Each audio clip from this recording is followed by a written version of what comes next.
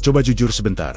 Kamu yakin akun WhatsApp, Instagram, dan Google di HP kamu sekarang sudah benar-benar terkunci? Atau sebenarnya masih ada pengaturan penting yang belum pernah kamu sentuh sama sekali? Setiap hari ada orang yang kehilangan akun. Bukan karena mereka ceroboh, bukan karena mereka sembarangan, tapi karena mereka merasa sudah cukup aman. Padahal, ada satu pengaturan kecil yang belum pernah mereka aktifkan, dan justru itu yang jadi pintu masuk. Masalahnya bukan soal kalau kena atau tidak.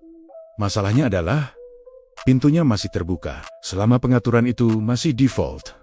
Artinya, siapapun yang tahu caranya bisa masuk. Akses ke WhatsApp kamu bisa diambil, kontak keluarga bisa dipakai untuk menipu, bahkan akun lain bisa ikut terbuka. Dan yang paling bikin gak enak dipikirkan, kalau itu terjadi, bukan karena kamu tidak mampu, tapi karena kamu belum sempat menutupnya.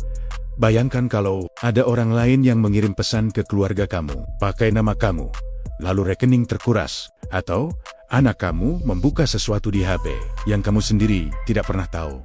Dan kamu baru sadar setelah semuanya terjadi. Padahal, semua itu bisa dicegah, bukan dengan jadi ahli IT, bukan dengan belajar hal rumit, tapi cukup dengan menutup pintu yang selama ini dibiarkan terbuka. Masalahnya, kebanyakan panduan keamanan digital itu bikin orang makin bingung. Istilahnya rumit, langkahnya tidak jelas. Makanya dibuat metode ini, screen copy method. Kamu tidak perlu memahami. Kamu hanya perlu lihat layar, ikuti panah, tiru kliknya.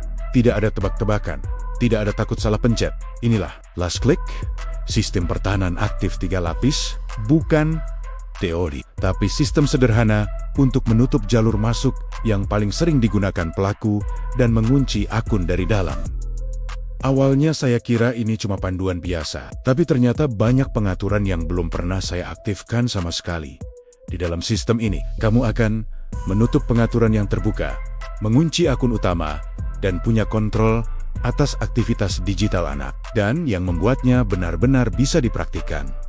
Bonus 1. Screen Copy Method. Semua langkah ditunjukkan langsung di layar. Bonus 2. Simulasi serangan nyata. Urutan kejadian bagaimana akun hampir diambil dan dihentikan. Bonus 3. Checklist anti penipuan harian. Apa yang harus dilakukan dalam 10 menit pertama. Saat kamu buka bab 1, nanti perhatikan, kalau kamu menemukan satu saja pengaturan yang belum aktif, berarti pintu memang belum tertutup. Kalau kamu merasa, saya gaptek, takut salah pencet, justru itu alasan sistem ini dibuat. Kamu hanya diminta mengikuti. Sekarang pertanyaannya sederhana.